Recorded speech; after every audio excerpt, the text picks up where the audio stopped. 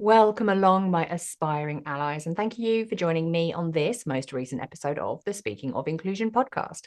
Today, I have been joined by Kamil Hejmanowski, and Kamil is an expert life coach when it comes to working with migrants who experience shame. He is indeed the #1 migrant shame coach.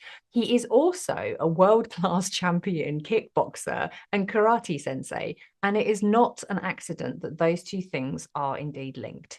Now, when Kamil joined me today, he very openly and vulnerably shared all of his life story when it comes to who he was as a young child being born in Poland and his own migration journey in coming to the UK and the experiences that he faced, as well as the discipline and life skills that he learned, not only through martial arts, but also through his own journey of learning and self-discovery. So we had a fantastic conversation today, which I think will really resonate with people in thinking about just how we all come from different cultures and have different cultural experiences, and how maybe we don't think enough about the routes to which people arrive at, where they arrive at, both geographically in the world, and how that shapes their experiences. So, if you are someone that would like to know more about a migrant journey, certainly through the lens of an Eastern European coming to the UK, then please sit back, relax, and get comfortable in whichever way works best for you. And let's welcome Kamil Hejmanowski to the Speaking of Inclusion podcast.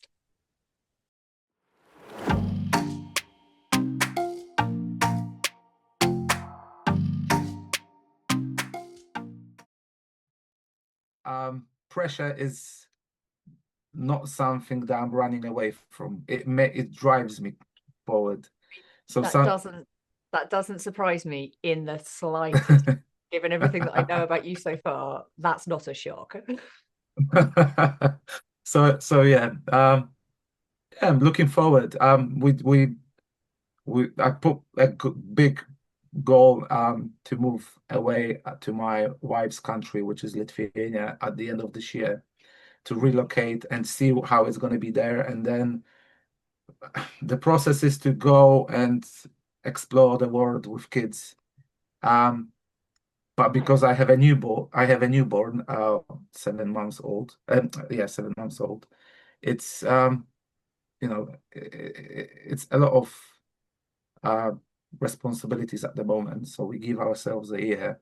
Then we're gonna go to her family, and we see how it's a school, remote schooling there for a year, like a safety net, because we have a family. If something doesn't go right, we still can give kids to them. Because if you move away, let's say Portugal or Spain or even Thailand or some Indonesia or whatever, we're gonna be alone. So Yeah. in a way, it's like I want to place safe for us.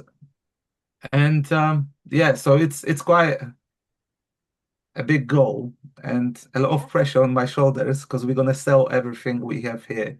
Well, I don't own a house, so but everything. The idea is to have not two suitcases, but a couple of suitcases, and that's it. And just minimalism is my way forward rather than um Wow. getting like over the years, obviously.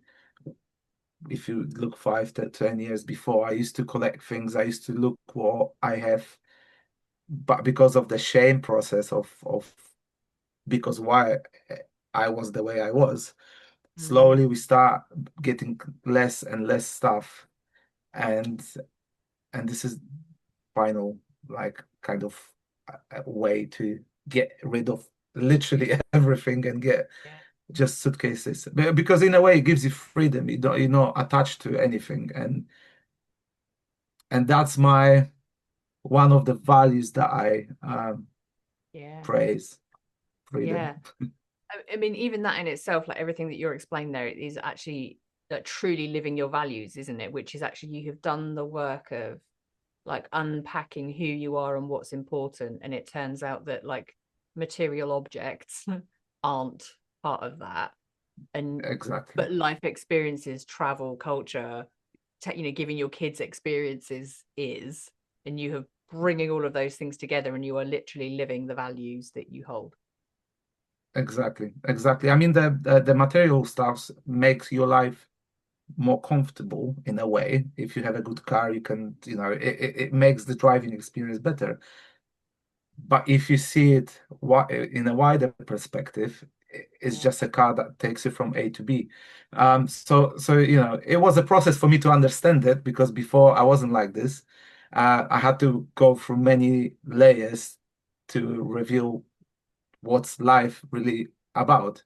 For me, Yeah. some people are still in the different areas of their life, and if they are happy, that's fine. I always Yeah. chase something, what's behind, what's the real purpose of living, and yeah, I'm still at the beginning of that. So I'm not doing any Reiki and yoga and things like this.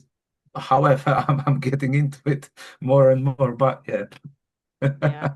It's almost like a series of doorways, isn't it? That you kind of get to a certain door and you learn a bit more, and then you etch a bit closer towards the next doorway, right? Mm, And you never and I guess mm, all of those doorways are different for all of us, like you say, depending on exactly. where we are in our life stage and the experiences Mm. we've had, which I think is kind of segues beautifully actually, and being able to like give a bit of an explanation to people. If we start with well, where are you currently, and then we can rewind, um and then explore a little bit of like, okay, well, how did you get to where you are then? So for context for people listening and watching then, so um Kamil Hejmanowski, please, where are you now currently? What is it that you do?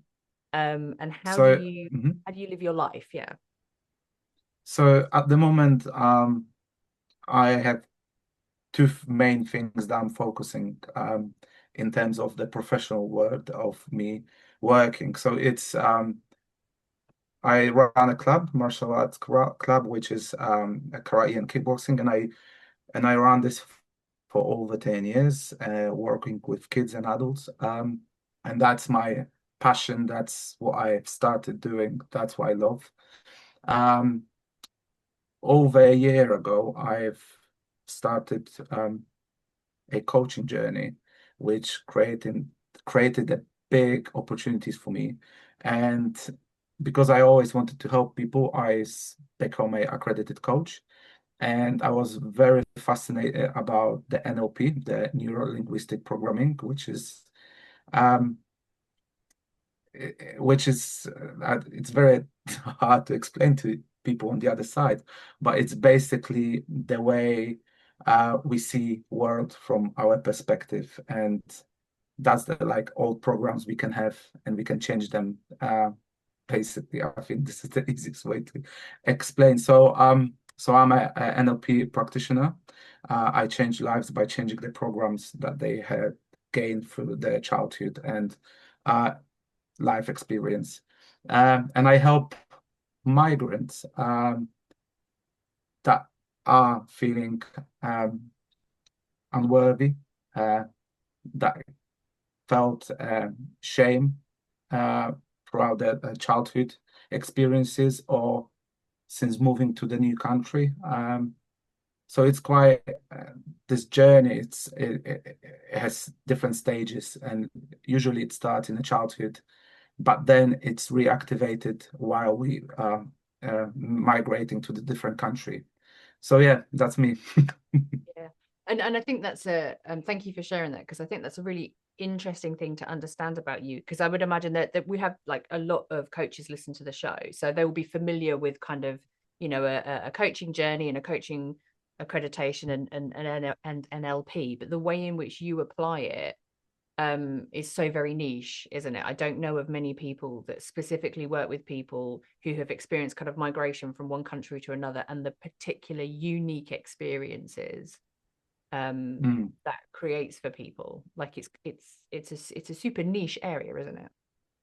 It is. And prior to getting into this, obviously, I went into that niche because I am a migrant myself, and the journey I went through, it resonates, and I know how people are feeling because I've went through that process. Um, when I was doing my research on seeing how many people do the same thing, I couldn't find anyone doing exactly what I do, which is um, in a way good, but it shows that people need that help because there is many migrants. People are migrating in today's world all the time, and they suffer from feeling the way they are feeling, like that kind of shame or of feeling they're not enough. Um, Obviously, we can relate that to any other person, uh, but the triggers they have are not as strong as the triggers of the person who's migrating and feeling that feeling. Yeah, it's almost kind of compounded, isn't it, really, in the experiences that people will have. Yeah. Yeah, yeah, for sure. And I think, when we think about the reasons that people choose to migrate, like there are so many different reasons that people will either, voluntarily leave one country to go to another, or displaced and forced to go from one Mm, country to another.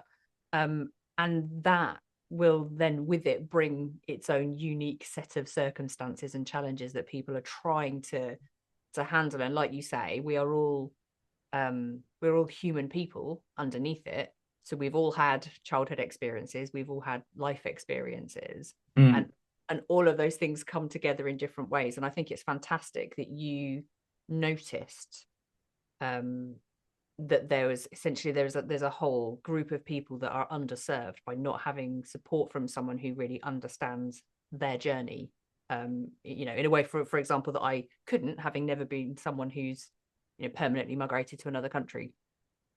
exactly. Yeah, I totally agree with you. Um, there is different cultures will bring different experiences and different childhood shame that they have in their own like countries. I'm from Poland, so mostly I focus on the Eastern Europeans because their history is very similar. Post-communist countries, the way our parents were raised, then it brings they bring that kind of um, emotions and behaviors on us, people who have migrated.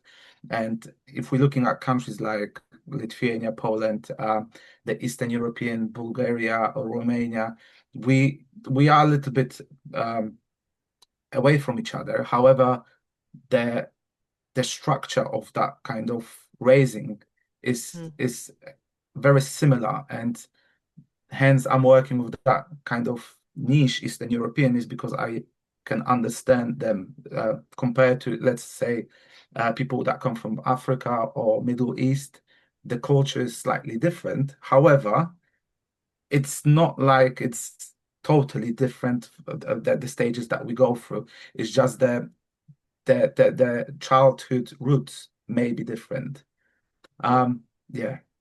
Yeah, So culturally recognizing that culturally we are all um I guess, brought into being as the humans that we are through the cultures that we're yeah, raised into. And you've got that kind of deeper understanding, obviously, with cultures that relate more closely to your own, the same as well. And this is the yeah, purpose of these mm, conversations, right? And it is to understand, actually we have to recognize we all bring all aspects of ourselves into all of our decision making and our journeys as adults. Everything comes in, and that you recognize that, and that the skills you have, whilst I'm sure could absolutely support many people from different cultural backgrounds on their journey, but what I'm hearing from you is your deep understanding of Eastern European culture means that you can be really effective. exactly. So I lived it myself, so that's how I can relate. Obviously, the structure and the concept is the same for all the migrants, but I can deeply connect with the Eastern Europeans because it's just the way we were raised and the things that we've experienced. Yeah. So give us a bit of insight then. Share with us some of those experiences. What were your experiences growing up, and your own migration journey? Mm, so I'm gonna be generalizing now. I don't want to be specific, and if the listener is listening and they didn't experience the same thing, um, don't blame me, don't jump on me. It's just my experience, and from working with people and from having a lot of similar people around me, I can say that this is the way it happened. So post-communism, created people who are hardworking, that are not showing many emotions, and that created this childhood upbringing for generations like myself, uh, very difficult, in a way that normally there wasn't many feelings when I was being raised by my parents. Um, there was a lot of, I'm not saying every family, but there was like numbing through alcohol, and talking to your child wasn't there at all. And probably many other people can resonate with that, not being a migrant. However, the culture that I'm coming from, that was literally in many families. I could say even in every single household, you could see the same patterns that happened over the childhood upbringing. Um, so it wasn't very, I can say I didn't have very pathological upbringing, but it wasn't nice. Now I see it through the adult person's eyes. It was very hard, like, drinking at home.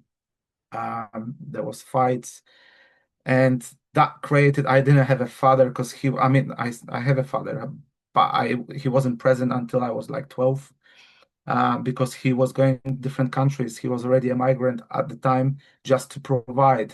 Poland in the 90s wasn't as it is now. It was very cold, no opportunities. I think there was like a 20% unemployment.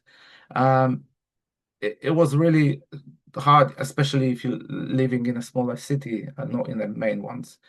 So he was going to different countries. And, I cannot blame my dad because he was raised with his 9 other siblings.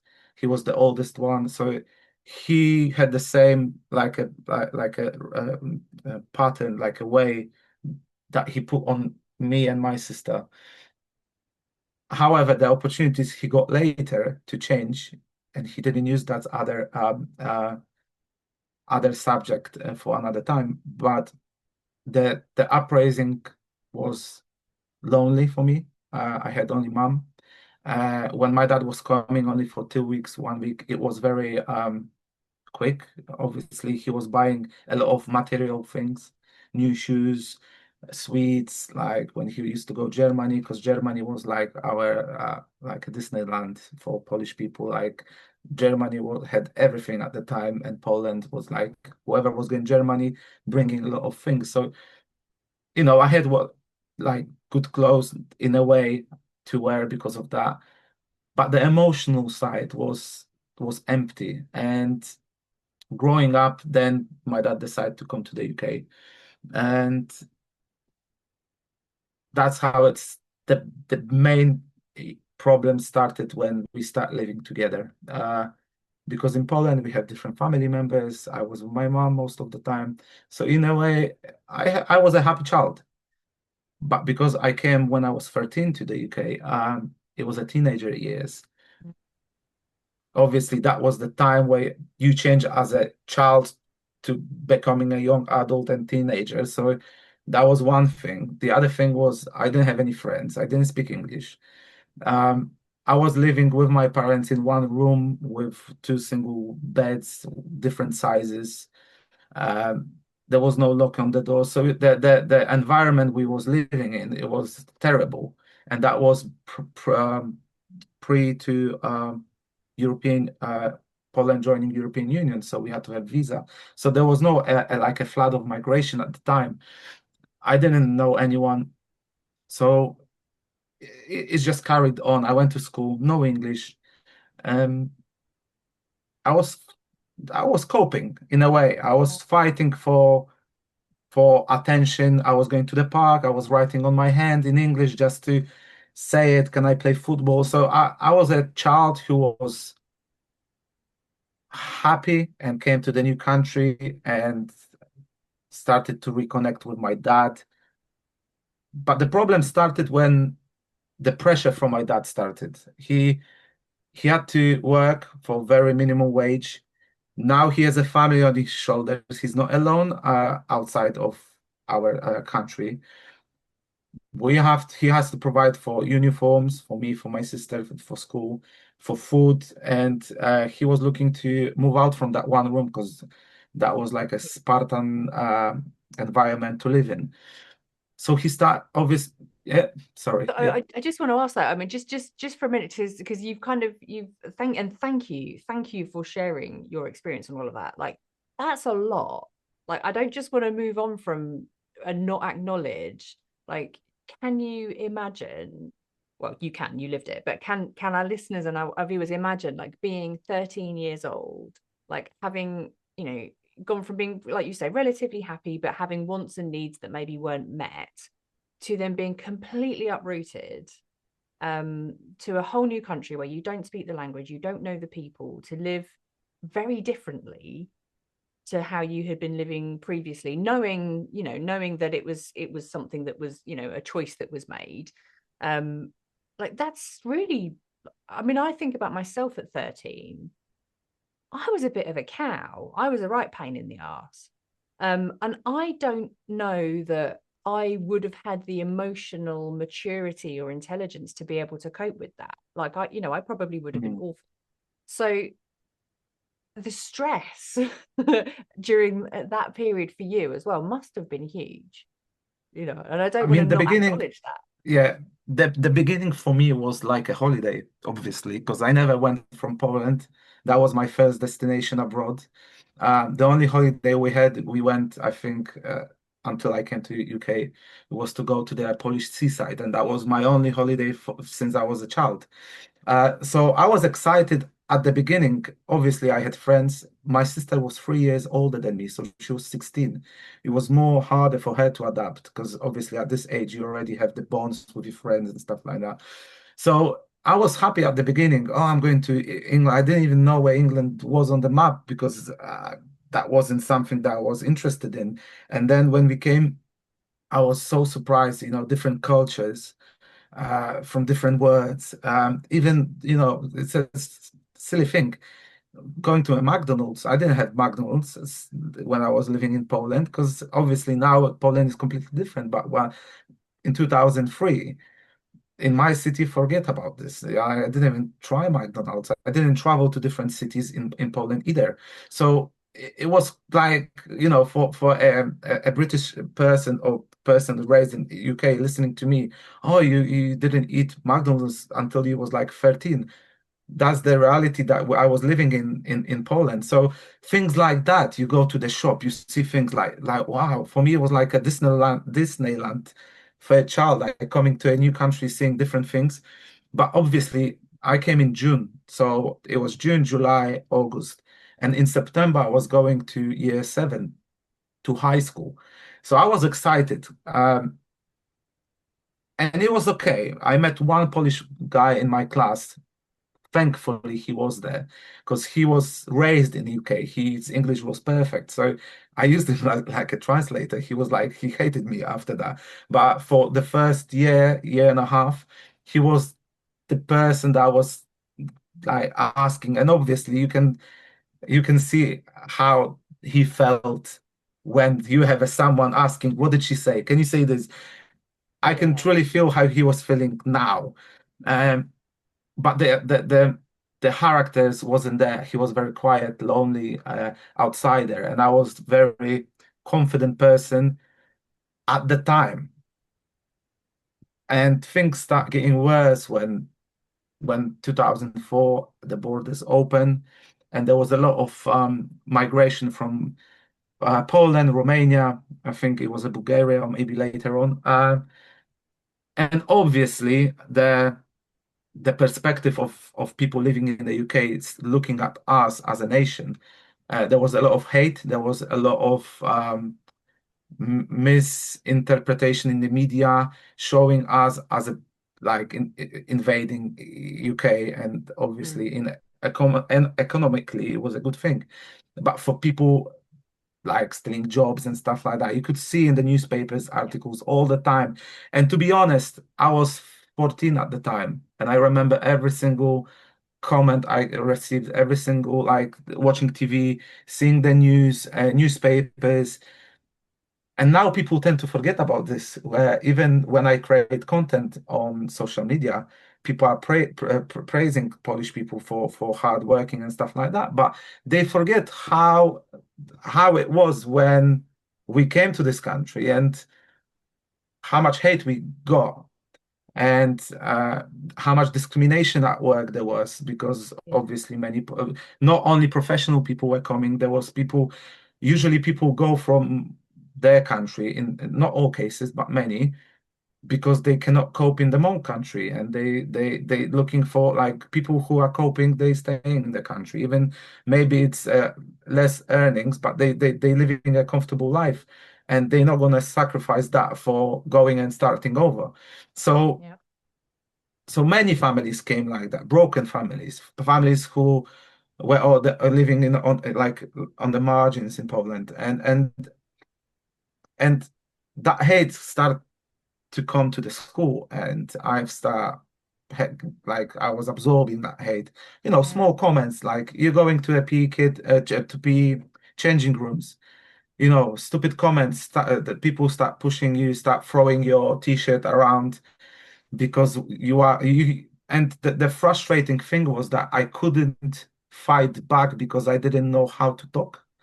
And when people were starting to say things like this to me, like, when you are in a crowd and someone says something to you, and in Polish, I would tell them straight away, but in English, it's so hard to communicate. So this was happening for, like, obviously not very intensively, but it was happening for years.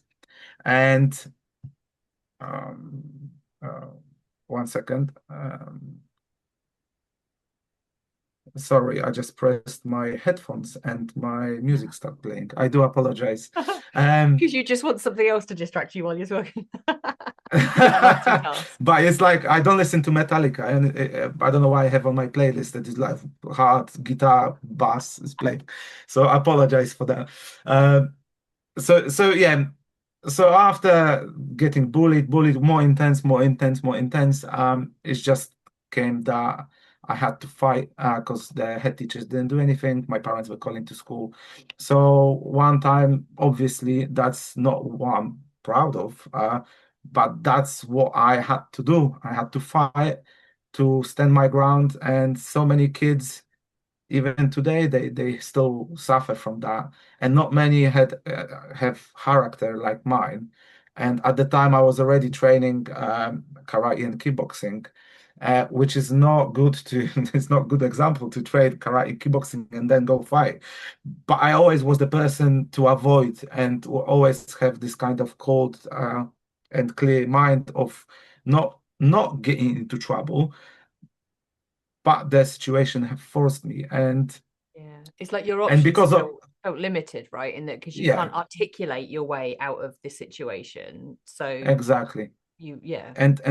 And because I was alienated, I started to meet only Polish people outside of school, and I was looking for people who had the same situation, people who understand me, people who coming from this kind of families that are not the perfect families.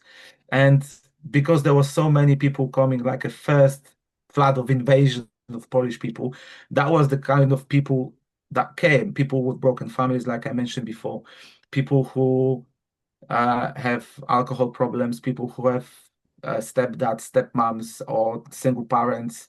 Uh, so then we start meeting in the parks, and that where the problem started even more, because the influence that people had on me was really bad. I start taking drugs. I start smoking weed. Even when I was in high school, I start not going to high school. I was running.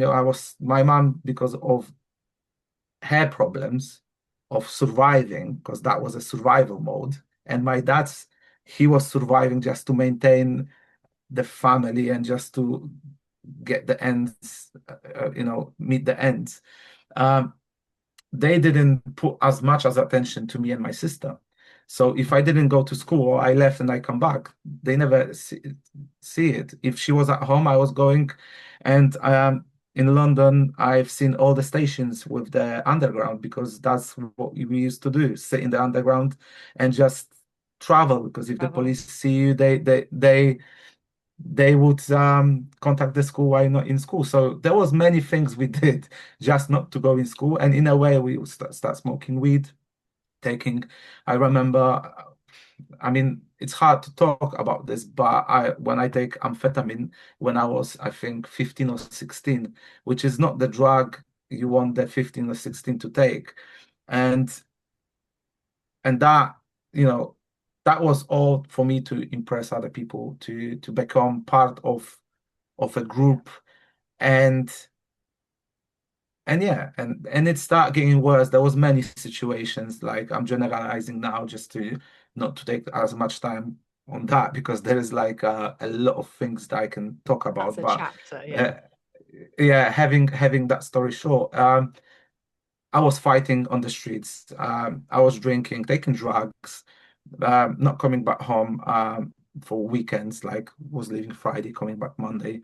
And obviously, a bad thing was there behind the corner to happen because I was very lucky in many situations. But one situation, it came that I punched, punched a pub manager and I threw the glass at him.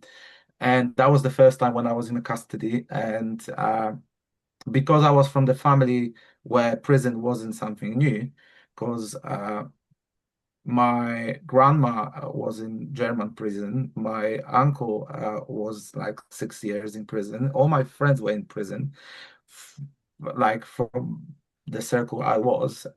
So for me, prison wasn't something, it was more like, oh, look, I'm in prison now as well, like something to show off, something that like, because that if you see Yeah. this all the time, it Yeah. creates the need of that. It's not something bad, it's something good because that's where people were like you have this saying, um the five people you spend time with, the Yeah. person you become.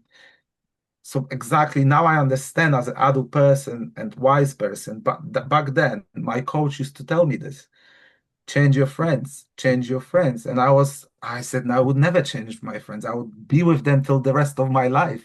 They are my best friends. And he knew Yeah. what's going on. So I was, But just on that, right? Because that must yeah, surely like be something that resonates for many people, because actually young people anyway, we do have that desperate drive to be liked when we're younger, don't we? Like our whole identity is mhm, trying to fit in with our friends, and yeah, you are doing it under such circumstances, which is actually the pool of people that are accessible to you for you to then be able to fit in is very small and limited. yeah, And you're almost all of you are influencing one another. So like, when you're saying about like we are the sum of the five people that we hang around with, yeah, like it's like a self-perpetuating cycle, and you're just mhm, normalizing that behavior. Nobody wants to be the one that breaks the cycle, and so therefore nobody's thinking about how do we get out of this. exactly. I would even say that it's kind of like a competition. Yeah. One trying to be better than the other, doing some stupid stuff that it's gonna create, oh, I'm better than you, because the ego is growing as well. And and all of that is happening because as a children, we didn't feel safe. We didn't feel that self-acceptance, and we felt unworthy, and we tried to compensate by proving to other people that, look, I'm worthy now. I can fight. I can do this. So I was sentenced for like not much because it was 2 months.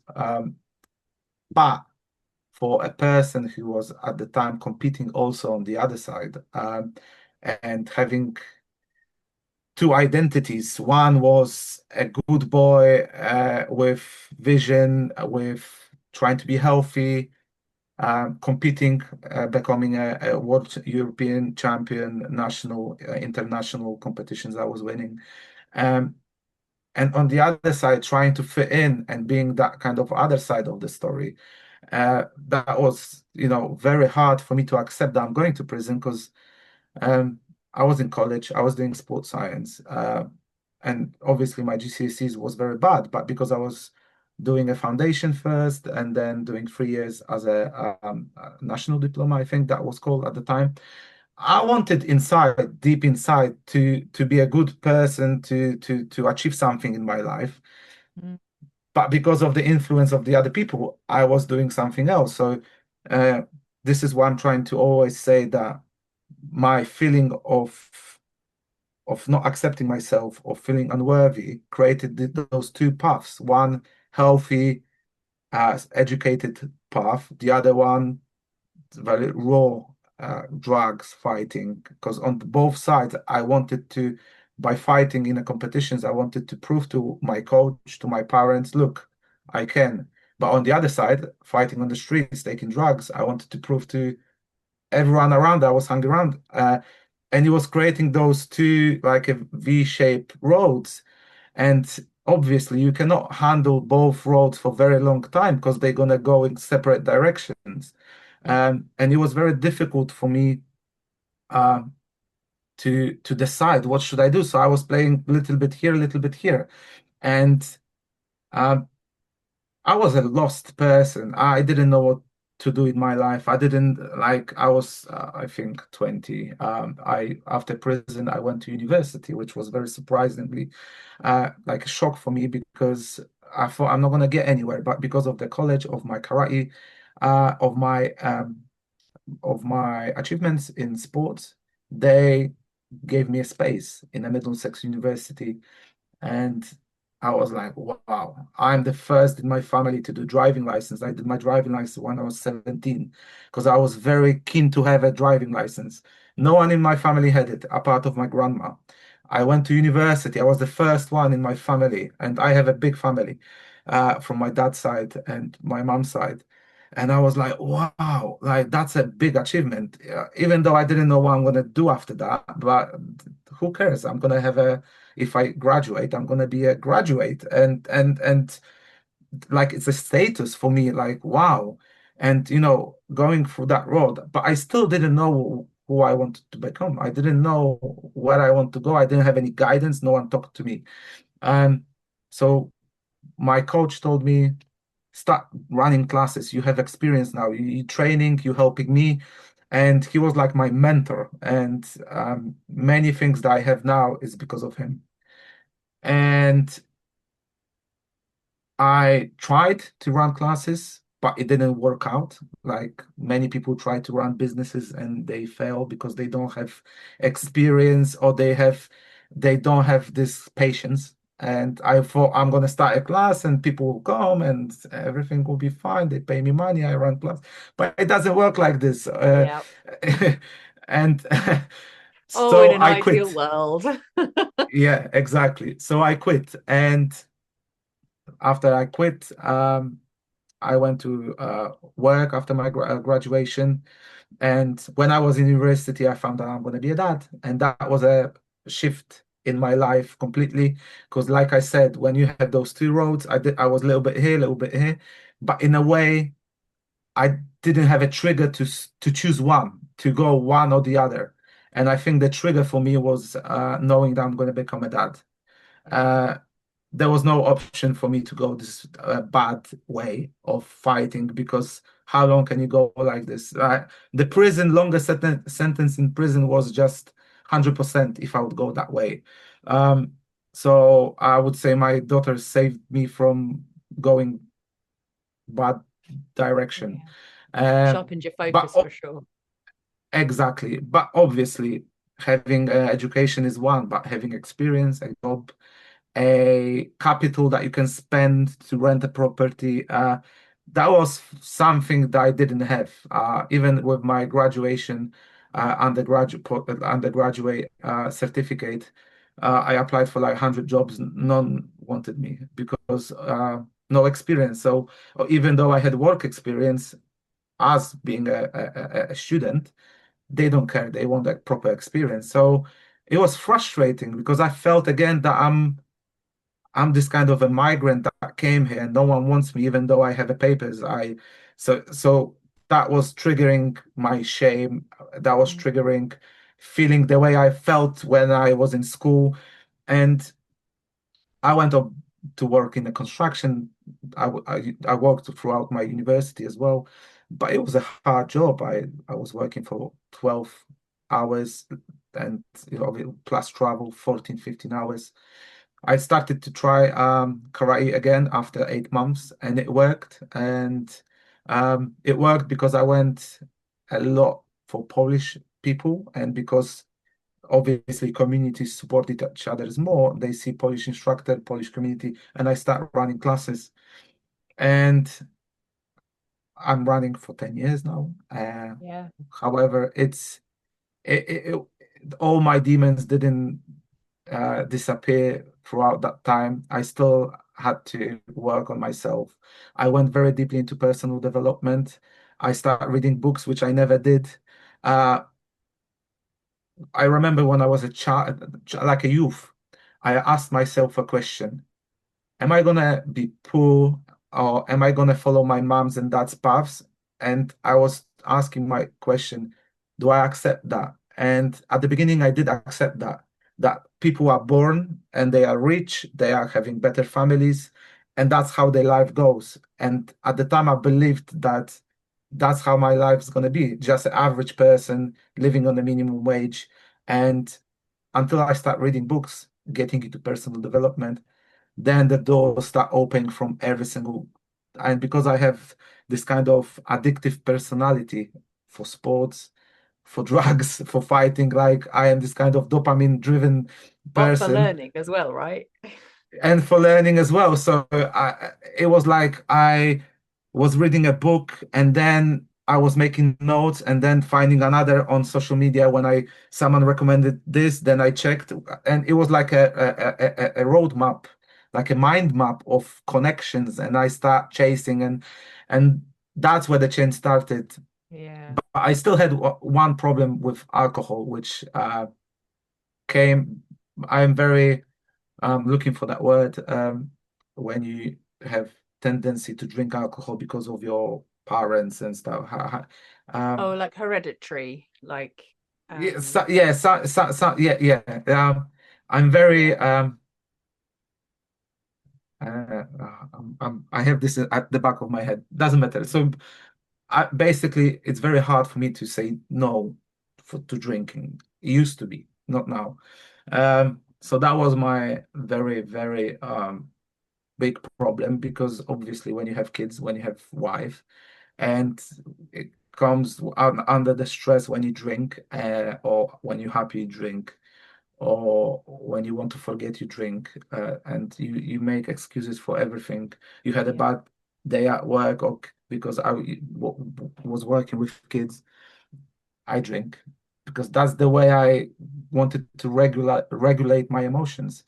Mhm. And And I that's said, that's okay, not uncommon as well, let's be clear. And I yeah, know you have already said around like culturally, when you were growing up, alcohol was used as kind of a route of escapism. But also, I mean, culturally here in the UK, alcohol features in everything. Like you say, you have a good day, you drink, you have a bad day, you drink. Like yeah. it's everywhere. So, or at least historically it has been. I think the culture is shifting now. Um, so yeah, if you are predisposed, that's Yes, a challenge. yes, yes. I mean, so many. I have a couple of friends who had alcohol, like parents were alcoholics, and they they never touched alcohol because of the parents. But you can go as well, left or right, or you're Yeah. gonna be like your parents, or you're gonna have like I don't want. So I went that other way, which is I'm not happy. However, it created the person I am today, and I went for therapy. I was looking for many ways of healing that and trying to understand why this is happening. So I wanted to I'm looking for the is it despamine? It's like a year they put under your skin like kind of substance, and you have the you don't want to drink alcohol. Oh, I don't know okay. how I don't know how in Poland they do it. They make a cut and they put like some substance under, and it releases something to your body that whenever you drink, it feels that you want to vomit. So I don't know if you have the same thing in So the UK. I've not heard of people in the UK having that as a form of treatment. However, I have on TV shows, I have seen that as a treatment that has been used. Yeah. Yeah, so I'm Yeah, not sure if it's legal in Poland, but many people, many nurses or doctors, they do it on the side. So I already called the lady, and but then I start thinking 1 year. So I quit and I tried to do many other things, and I went on the therapy, and then that's what changed completely the way I start seeing why I drinked, why, yeah, because of the emotions, and because of, in my family the emotions were cold. I didn't know how to express emotions. I've cried for the 6 months. I've cried like more than I would for like whole my life that I used to live until that moment. So I started to work with emotions, started to see my emotions, let it go of if I want to cry, I would cry, not having this stereotype that if you are a man, you have to close your teeth and just don't say anything because it's a shame that you're gonna cry. And that's what I'm doing. I'm creating a lot of content about this because I want to make people aware. yeah, Obviously, there is like a to be a man, I think you have to be a man as a man, doing the man things and having this kind of balance of having the emotions to release whatever is holding inside of you. So I've learned that, and that's where I started to feel literally free all that way. And yeah, and one day my friend psychologist Jacob, he told me, because of my story of what I went through, that I always wanted to help people. I didn't know how. Then he said, "You have all the traits to be a good coach." And I didn't believe him. My self-acceptance, I think, or feeling that I can handle it wasn't there yet.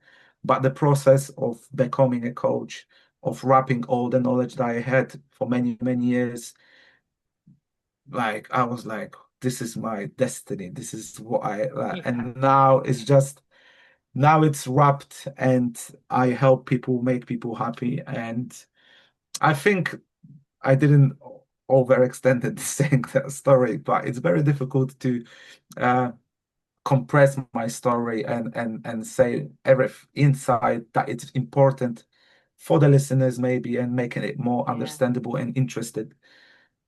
yeah, And now I absolutely. have, yeah, now I have 3 kids and family, and working as a coach and running my club. Yeah, so that's my story. Yeah, and thank you so much for sharing that. And I know that there will be so many elements of that that will resonate with so many people. And I will just apologize. My cat has just joined. So if you can hear a noisy cat yowling in the I background, can, yeah, yeah, that's okay. that's my family. She's joined us. Hello. Yeah. But yeah, but thank you so much for sharing all of that, because I think it is important to kind of recognize how beautifully complex we are as human beings, and all of our life experiences shape who we are and how we show up. And your not only your journey of kind of recognizing where have you come from to where you are now and how you help people, but the sharing of your journey, of your own emotional growth, of owning, like you say, all of the bits, like the good thing, because you could just come and talk about, the learning that you've done and the way that you've Mm, created these changes for yourself. But actually the power comes from the vulnerability of sharing, and here's all the stuff that was wrong. Like, here are the yeah. experiences. Because I think that's what actually resonates with people, because certainly hearing your story, I'm like, yeah, there are definitely times that I have been completely imperfect. There are, Mm, I myself have also been down some of the avenues that you've been down. And even though culturally we have different um anchors, I guess, different experiences, the humanity that exists in all of that really does resonate. And I don't know any coaches who could listen to this when you were talking about actually you were still not sure until you went on your coaching journey, and then you learned so much about yourself and what you wanted to do. And I think that's going to be a hard resonate for anyone who's ever done coaching, because I don't know any Yeah, experience that teaches you more about yourself than going through that exactly. process. Exactly the hours you spend on learning and working with on workshops with other people, it's like a coaching for yourself, like you mentioned, and it's obviously I was on therapy for 6 months, but that's something else. And going through NLP, I was very skeptical about that as well, because I felt this is some voodoo stuff, and you get into this kind of um, uh, state and do those techniques. But for me, it was like a shocking. For me, it was a shock to experience that and to see real effects. And obviously, I'm still having many many years on that planet, and probably many many things will shock me, and I will learn about myself. I always say that I will never till end of my life will say that I know everything, because we are humans that are evolving and adapting, and like Bruce Lee say, be like a water, and adapt to the situation. And this is how I approach. Like if someone knew me a year ago, they don't know me now because I'm a completely different person. And I think that's such a wise approach to have, isn't it? That like there is no definition of done when it comes to being human. It Exactly. is just constant learning, constant evolution. And several things as well that stood out for me when you were sharing your story as well around I thought it was an interesting point that you were talking about how actually 20 years ago, when you obviously came to the UK prior to the EU migration laws changing, and then we were talking about a lot of Eastern European coming to the UK, which lots of people had mixed feelings about Mm. that. But now we're 20 years on, and like you said, the narrative is really different, isn't it? Like it's just we've always had lots of Yeah, Eastern European people here, and they're amazing because we exactly. know people now, right? All of our Mm. experiences, most of us have worked with people from Eastern Europe. Most of us have been to school with people. Like it just is part of our culture now. Yeah, And it's yeah. very different. Yeah. It's good that you mentioned that, because when I create content, I have a TikTok account where I create English videos in English, and many many British people comment under. I do a little bit of controversial there, like trying to make those videos to trigger comments. And so many people writing that Polish people, because I am from Poland and they know on that TikTok account, or Eastern European, they're very hardworking people. They praise them. They never seen any other nation working as hard. But I see it slightly differently because of the shame work I do with people, that it's not because they want to work hard, it's because they've been programmed, and they to raise their worth, they overcompensate by working and trying to prove to society that they're working. So as a person who employs people, I think this is vital to see that sometimes people are not working hard because they just loved working hard, but there is a story behind why they do it. Yeah. And usually it ends up not always the way we want, because there is a burnout and Mhm. overworking. And so I see it Yeah. completely different than people. Yeah. But like you mentioned, people are seeing us now as a part of society because we wanted to adapt. We always, since we came to that country, to UK, we all wanted to be a part of society. And also because we are very close culturally, even though we are not very close to each other, but we are similar. We wanted to uh, integrate, but the integration, from my perspective, was also because of the shame that we had throughout our childhood. We always looked at Western countries as someone that is higher than us as a nation of Poland. So Germany, France, England, those that countries that created the sky for us. Like we want to get there. So when we came to UK, we all wanted to match up with British people. We wanted so the British person, working person, being on the manager, supervisor, or owning a company was our main goal. So that's why now, after 20 years, we are all similar. And if you go to the workspaces, there's many Eastern Europeans working on the high tier positions because we are hardworking people, and no one is going to take that from us. However, like I mentioned, if you go behind the curtain and see why we are like this, understand the process that created that action, then you can understand the person that is working and why they do it. And I think that's such an astute point to make, which is actually all of us will have drivers that push us in certain ways. And culturally, that distinction you're making there, which is that there is a striving, and actually that is something for employers to pay attention to because it could be exploitative. Like you can Mm, use people's, and I guess it's whether it's a natural inner drive or a kind of a trauma response as well, maybe in some scenarios. And that, like you say, that can lead to burnout and things, and the things that you see, particularly in people when they're trying to unpack all of that, and creating an environment where that doesn't get fed into, where yeah, you're not exploiting it, you're not using that, but you're making it safe for people to actually continue to work hard, because as people we want to contribute, we want to be productive, like generally people want to do that, mm, but not making it um that's not the yardstick of like, oh, you're from Poland, okay, you're going to come and work hard, brilliant, because that's just yeah, it's a bit of a shit stereotype, really, isn't it? Like it's like, yeah, I'll employ you because I like you and I think you're great and you've got good skills and I'd like you to be part of my organization, working just mm, as hard as everybody else.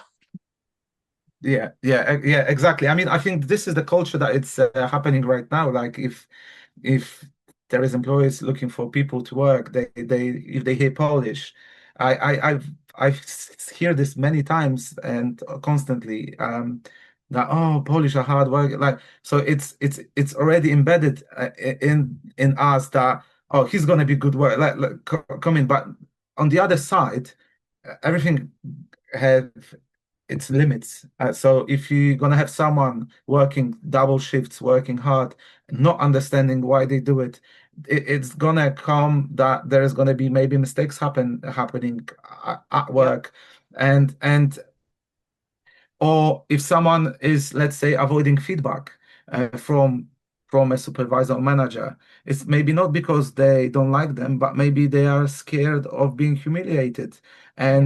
and that comes to shame as well. So there is points that you can, if you understand why they do what they do, then you can be having a better structure at your work and better Yeah. flow, and Yeah. that would give you more than okay, you're hardworking, you go, oh, you don't want feedback, okay, don't get the feedback, go. And Yeah. it's just like, or agreeing on every shift. That's another one very common, or agreeing on everything. And that comes from people pleasing. Mm. Like if you have a person agreeing on everything, they have a big like a base problem that of feeling unworthy of Yeah. self-accept, and they try to please to be better. So and that can benefit employers as well by by having that flow of work. And if there is a real talk and there is understanding from both sides and there is authenticity inside of the workspace, it it makes everyone happy. If you tell the person who's hardworking work hard, they're gonna go home, they're gonna be unhappy, they're gonna be maybe crying into the pillow because that's where they have them goals to achieve. Yeah. And at the end of the day, you don't want that energy at your work. You want everyone to align with each other. So Yeah. it's very important to understand migrants. Like I don't like the word problems, but uh, what Well, they it's the psychology, isn't it? It's the psychology of how we arrive where we arrive at. In the same way, lots of organizations spend a load of money on psychometrics, don't they? Motivators and Mm, personality types and all of this stuff. And then it's about exactly. understanding, well, there's a way of understanding people's kind of cultural backgrounds, understanding people's life experiences, and how that also plays into all of this. Exactly. So because I'm a sports person, um, motivation is good for short term, and obviously we need discipline, but discipline can lead us to exhaustion or other things that create us in a bad position. Understanding the structural problems, going back in time and seeing why we do what we do and how we can make it better. That's where the change actually happens, and that's how we can solve problems for a longer time. And people still believe, like, if you see 1st of January, people going to the gym and having this New Year resolution, and then comes to February and nothing changed. Like, I mean, they feel a little bit better because they went 3 times to the gym. But then what happens? Nothing happens. And this is how it works in every aspect of our lives. If it's a co-working space, or if it's our home or personal situation. And that's the reality. If we want change, we really need to dive deeper into the roots. Absolutely. And it's that consistent attention as well, isn't it? Regardless of what it is, just showing up for each other consistently. Now, Kamil, you have already mentioned your TikTok channel. So, Yeah. along with that, what is that and other ways in which people can connect with you if they would like to know more? So I have a website, kamilhejmanowski.com. I have a TikTok. I have 2 TikTok accounts. One is Polish, only oriented for Polish people, because that's where I wanted to get into the Polish people who don't speak English. And I have English TikTok account, which English one is a migrant shame coach. And and I have an Instagram. If you type my name, Kamil Hejmanowski, and Facebook as well. There is content in Polish, because I don't know if you can create 2 accounts, or maybe you can, but you can get through to me through those platforms. So there is a website and there is a contact form as well. Um, I have 2 versions of the website, Polish and English. So if you get into Polish one, there is a button English, so you can understand me better, and all my story, everything is in there. Um, yeah, that's where you can Excellent. find me. Excellent. And of course, it makes complete sense that you would have like, dual languages for your website because actually, you are catering to the people that matter the most and they likely don't speak English. So, that is completely makes sense. Exactly, exactly, and it's sometimes the translation of how I want to connect with the person doesn't translate exactly if I talk in English, because well, there are 2 different languages. Polish is more wider language, and sometimes you can use different, like a word shame in Poland, it's like embarrassment. So it's very difficult to translate exactly what shame is. So it's kind of, that was the reason, and I can see more people connecting with me if I go through that route. No, it makes complete sense.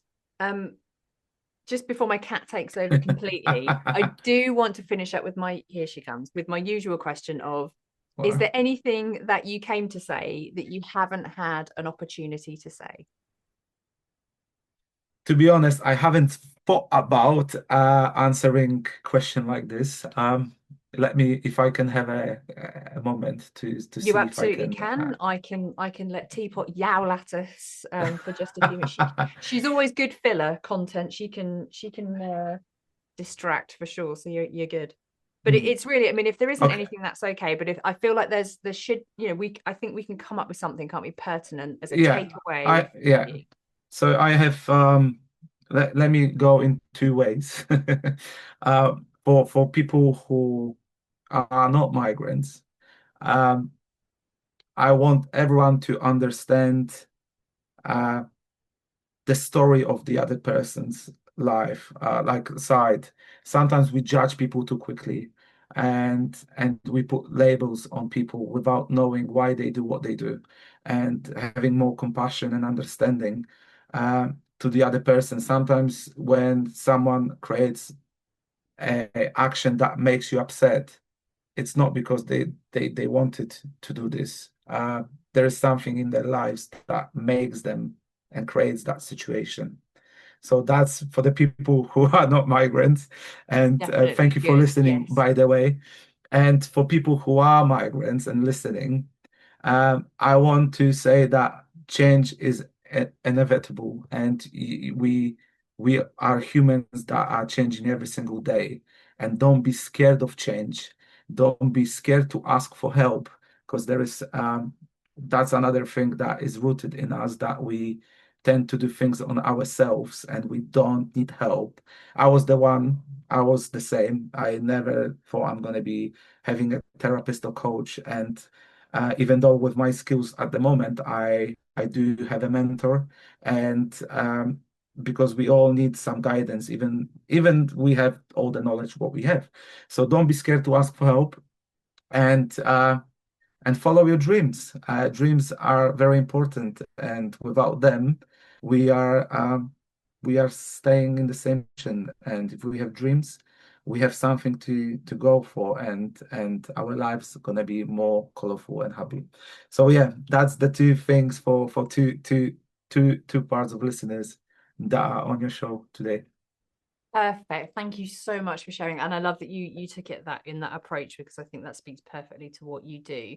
And for people who are maybe listening while they're driving, so Kamil said his name, Kamil Hejmanowski, and don't worry about the spelling because it's going to be in the show notes. So you can come back again and you can do a copy paste if you can't spell it.